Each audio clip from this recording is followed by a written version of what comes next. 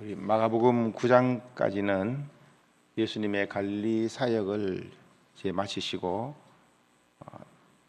본문 10장 이후로부터 특히 10장에서는 본격적으로 예수님의 구원 사역을 이루기 위해서 예수님이 예루살렘에 입성하여서 메시아적 사명을 완수하는 내용이 나옵니다. 그러기에 앞서서 이 10장은 예루살렘으로 올라가는 길에서 만난 이스라엘 사람들의 그 이혼 문제, 부자 청년, 그리고 제자들의 자리 다툼 등 소위 하나님을 믿는다고 하는 사람들의 영적 실체를 보여주면서 과연 메시아가 오셔서 하시는 사역은 영광과 승리의 모습이 아니라 역설적으로 고난과 십자가의 대신 죽으심으로 밖에 하나님의 구원을 이룰 수 없음을 고난받는 종, 고난받는 메시아의 모습을 통해서 우리에게 하나님의 구원을 보여주고 있습니다. 그래서 마가복음은 이렇게 죽은, 이렇게 고난받는 예수가 누구신가라는 것에 초점을 맞추면서 이렇게 고난받아 죽으시는 예수가 이루신 그 복음이 무엇인지에 대해서 초점을 맞추고 있습니다. 마태복음은 왕 대신 메시아에 대한 초점이라면 바로 이 마가복음은 고난받는 종, 과연 저분은 누군가? 하나님의 아들이었다라는 그 하나님의 아들이 이루신 그 복음에 대한, 복음이 어떤 성격의 것인지에 대해서 초점을 맞추고 있습니다. 오늘은 바로 이러한 9장 내용 중에서 그 이혼에 대한 바리새인들의 질문과 그를 통한 이스라엘의 영적 그 실태에 대해서, 상태에 대해서 우리가 살펴보기를 원합니다. 본문의 배경을 1절에서 잘 설명하고 있습니다. 1절 같이 보시겠습니다. 예수께서 거기라는 말은 갈릴리라는 것이죠. 거기를 떠나 유대 지경과 요단강 건너편, 요단강 동편이죠. 이 동편으로 가시니, 이곳은 마가복음 7장 후반부에 나오는 귀먹고 말덧없는 사람을 고치신 그런 이 요단강 동편에 헤롯 안티바스가 통치하던 데가볼리와 베레아 지역입니다. 요단강 동편이라는 것이 예수님의 그 일행이 요단강 동편 데가볼리에 이르렀을 때에 많은 사람이 모여들었습니다. 그도 당연한 것은 예수님이 이전에 그곳에서 기적을 일으키면서 큰 그 이슈를, 센세이션을 불러일으켰기 때문에 많은 사람이 몰려들었죠. 그때 그 바리새인들이 예수님 이들과 함께 와서 예수님을 시험하여서 질문했습니다. 사람이 아내를 버리는 것이 옳으니까? 라고 질문했습니다. 이 질문의 배경에는 헤롯 안티파스에 의해서 죽은 세례 요한의 죽음과 밀접하게 연결되어 있습니다. 세례 요한은 요단강 동편의 분봉왕이었던 헤롯 안티파스가 자기 동생의 아내를 취하기 위해 자기 아내를 버려서 이혼하고 헤로디아와 재혼한 것은 옳지 않다라고 강하게 비판하다가 참수당하여서 죽었습니다. 그래서 바리새인의 이 질문에는 예수님을 함정에 빠뜨리기 위한 의도가 숨겨져 있었습니다. 예수님이 어떻게 대답하든 정치적으로나 종교적으로나 둘 중에 하나는 올무에 걸려들게 되어 있었습니다.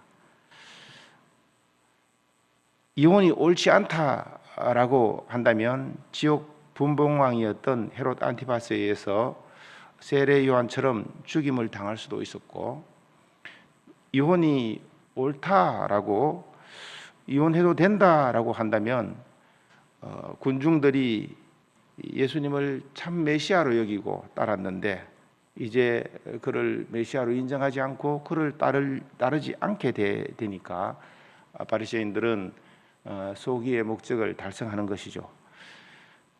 예수님은 이러한 바리새인의 질문에 대해서 모세는 어떻게 너희에게 명하였느냐라고 되물음으로써 그 함정도 피하고, 또 이들이 바리새인들이 잘못 성경을 곡해하고 있는 부분에 대해서 예수님이 하나님의 이 결혼 제도에 담긴 하나님의 원뜻을, 본뜻을 자세히 가르쳐 주고 있는 것입니다.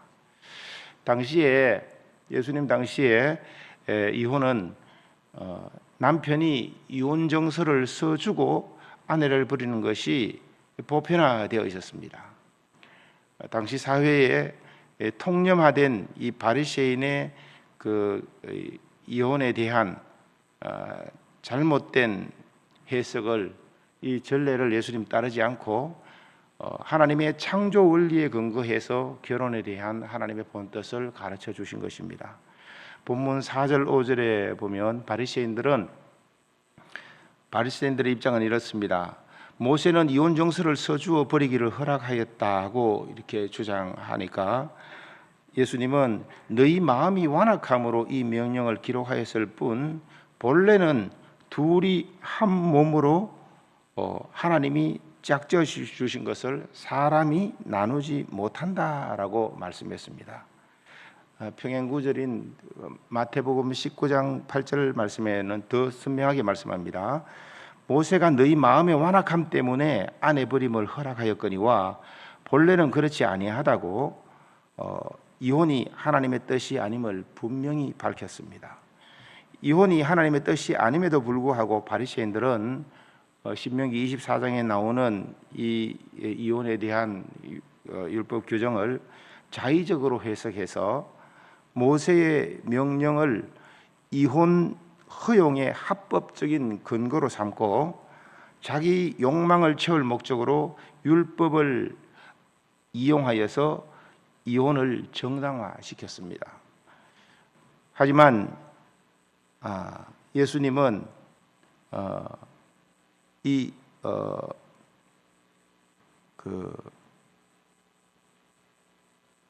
사람의 마음의 완악함 때문에 허용한 이 특별한 경우, 이 경우를 제외하고는 율법을 허락한 것이 아니었기 때문에 이것을, 그 뜻을 밝히신 것입니다.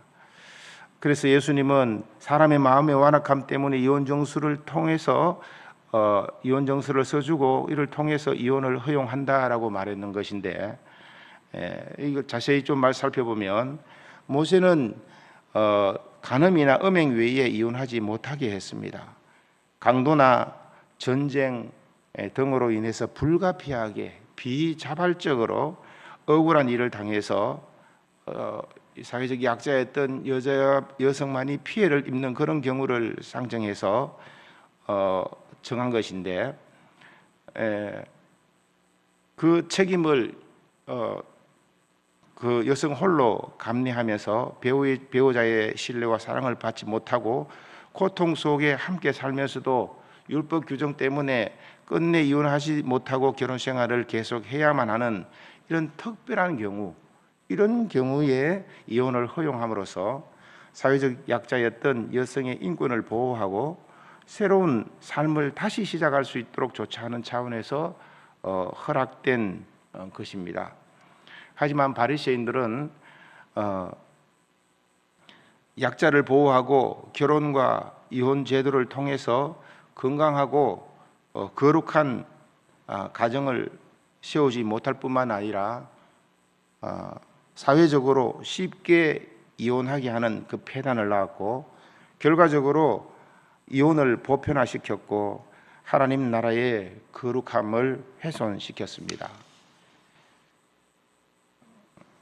대부분의 이혼은 남성들이 자기 욕망을 채우기 위해서 비롯되어서 자기 아내를 버리고자 했기 때문에 예수님은 율법마저, 하나님의 말씀마저 악용해서 자기의 탐욕을 합법화시키고 하나님이 세우신 가정마저 파괴하고 사회 악을 조장하는 이 마음의 완악함을 질타하신 것입니다.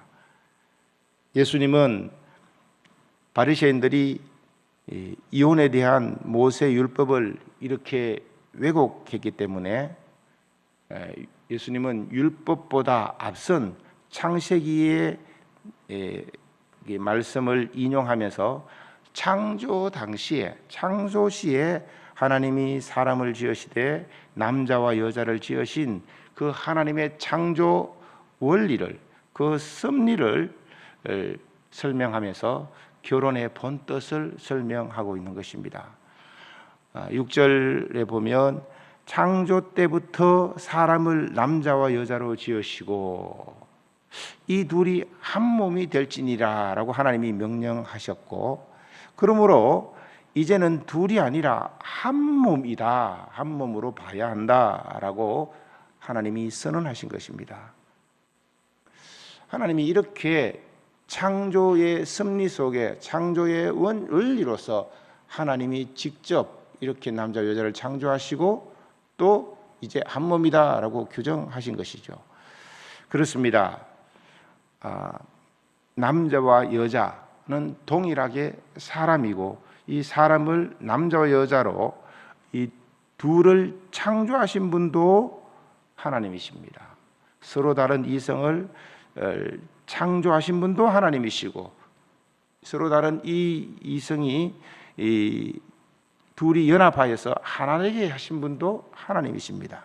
창조 때 하나님이 둘을 하나로 만드심이 하나님의 창조 원리라고, 그 하나님의 창조 원리고 의미라고 그렇게 말씀하고 있는 것입니다. 그렇기 때문에 사람이 이 결혼을 파기하거나 결코 한 몸을 둘로 나누지 못한다, 나눌 수 없다는 것입니다. 하나님이 하나 되게 하신 것을 완악한 인간이 자기 욕심 때문에 이렇게 나누는 것은 결혼 제도 자체를 부정하는 불신앙과 다름없다고 강하게 말씀하고 있는 것입니다. 10절에서 하나님은 길 가면서 유대인들과의 바리새인들과의 이 결혼의 본뜻을 설명한 후에 이제 제자들에게 재차 강조합니다. 둘을 이렇게 나눌 수 없다라고 다시 한번 강조합니다.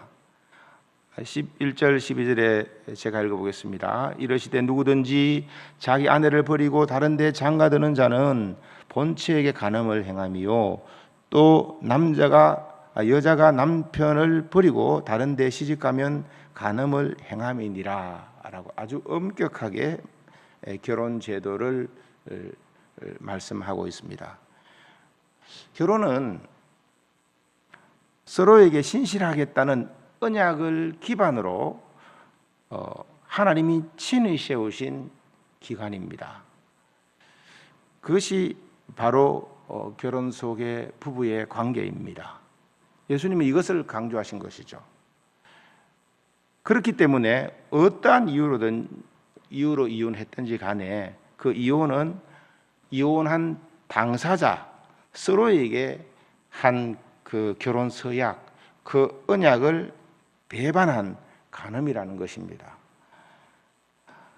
하나님이 둘이 하나 되게 하신 뜻을 저버리고 다른 사람에게 장가가고 시집가는 것은 하나님에 대한 불신앙일 뿐만 아니라 배우자 상방 간에 서로 다른 이성이, 성격도 성향도 모든 것이 다를 수 있는 이런 서로 다른 것이 둘이 연합하여서 하나가 되게 하신 것이 하나님의 결혼 제도 속에 담아두신 하나님의 의도이고 하나님의 섭리이기 때문에 이것을 어긴다는 것은 서로가 서로에게 결혼할 때에 서약한 그 언약을 배신하는 간음이라는 것입니다. 우리 사회는 이것을 이렇게 지금 심각하게 받아들이지 않고 모든 것들을 느슨화시키고 있지 않습니까? 우리 창조 원리로 돌아가서 이것을 다시 한번 하나님의 말씀의 그 무게감을 가지고 받아들여야 할 줄로 압니다. 이혼 문제로 촉발된 이 바리새인의 시험이 결과적으로 되려 그 자신들이 그 바리새인들이 율법과 말씀을 맡은 자가 제 역할을 하지 못하여서 이스라엘이 제사장 나라의 꿈을 실현하는 하나님 나라가 되지 못한 상황이 되었다는 그런 비판을 도로 받게 된 상황이 되어버렸습니다. 그러니까 율법으로 살리고 보호하고 개인과 가정을 세우는 역할을 해야 하는데 오히려 하나님의 뜻을 저버린 그 율법의 해석으로 말미암아 무너진 율법의 모습, 그 한계를 보게 되는 것입니다. 그 결과 가정도 거룩함으로 세워지기보다는 오히려 무너진 가정의 모습, 그 무너질 수밖에 없는 그런 것을 도저히 회복시킬 수도 없는 그런 가정의 모습을 보여주고 있고, 더 나아가서 사회도 무너지는 모습을 보게 되는 것입니다. 서로 돕고 섬기는 이런 제사장 나라가 아니라 전혀 생명력 없는 사회의 모습을 보여주고, 율법으로 말미암아 말씀으로 말미암아 세워진 유대 공동체, 이스라엘 공동체의 이 한계를 보여주고 있는 것입니다. 무엇보다 본문에서 잘못된 그 말씀의 해석으로 마치 이런 억울한 일을 당했을 경우에 이혼이 능사인 것처럼, 남녀 간의 갈등이 생길 때에 이렇게 이혼이 능사인 것처럼 사랑의 공동체인 가정에서 그 부부의 관계마저 인간의 탐욕을 전혀 제어할 수 없는 것처럼 되어버린 이런 모습에서, 그래서 창조의 원모습에서 빗나간 신랑과 신부의 모습을 이 본문 구조를 통하여서 우리에게 보여주고 있는 것입니다. 여기서 우리는 예수님이 메시아적 사명으로 십자가에 죽으시기 위해 예루살렘으로 가는 길에 이혼과 결혼에 대한 말씀을 하시는 주님의 의도가 무엇인지 생각해 봐야 합니다. 성경에서 예수님과 성도와의 관계를 여러 가지로 비유하지만 특히 신랑과 신부의 관계로 설명합니다. 이렇게 가정이 파탄 지경에 이르렀을 때 율법으로는 버리면 되지만 복음으로 볼 때에는 언약을 저버린 신부된 구약 교회는 버릴 수도 없고 나눌 수도 없는, 하나님 입장에서는 전혀 이렇게 버릴 수 없고 나눌 수 없는 그런 상태인 것입니다. 영적 신부된 구약 교회인 이스라엘은 하나님의 언약을 저버린 영적 간음으로 버려질 위기에 놓였지만, 신랑 대신 예수님이 언약의 당사자로서 신랑으로서 구약 교회와 맺은 언약을 신실히 지켜서 신부된 이스라엘을 끝까지 사랑하는 모습을 보여줍니다. 어떻게 보여줍니까? 신부된 교회를 죽음에서 건져내어서 생명을 주기 위해 자기 생명을 바쳐서, 자기 생명을 던져서 생명을 구하는 이 십자가의 길로 나아가는 모습을 통하여서 참된 신랑, 참된 메시아의 모습, 그 참사랑의 모습을 우리에게 보여주고 있는 것입니다. 말씀을 맺고자 합니다. 지금 우리는 예수님 당시 시대보다 훨씬 더 하나님의 뜻과 질서와 가치관이 무너진 시대를 살고 있습니다. 하나님의 뜻보다는 개인의 의사가 더 중요하게 여기는 그런 포스트 모더니즘, 어쩌면 후기 포스트 모더니즘 시대를 살아가고 있습니다. 그래서 창조 질서를 무너뜨리고 전통적인 성개념이나 결혼관이나 그 가족관 이런 것을 다른 것으로 대체해서 성정체성도 해체되고 결혼 자체를 거부하고 황혼 이혼마저도 이 만연한 그야말로 자기 소견에 옳은 대로 행하는 혼돈의 시대를 살고 있는 시대입니다.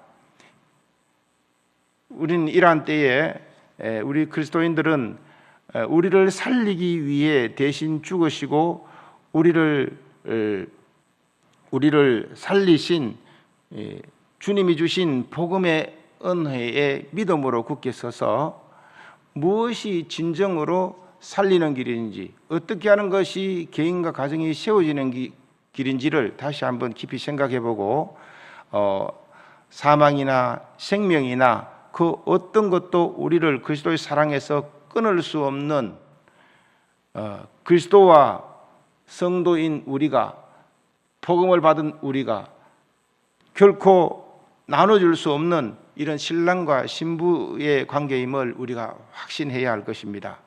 나아가서 하나님의 창조 섭리에 순종함으로 하나님의 뜻대로 거룩하고 건강하게 세워지는 그런 개인, 하나님의 뜻대로 건강하고 거룩하게 세워지는 그런 가정, 그런 교회, 그런 국가가 되어지도록 우리가 힘써야 하겠습니다. 주님 가르치신 기도로 마치겠습니다.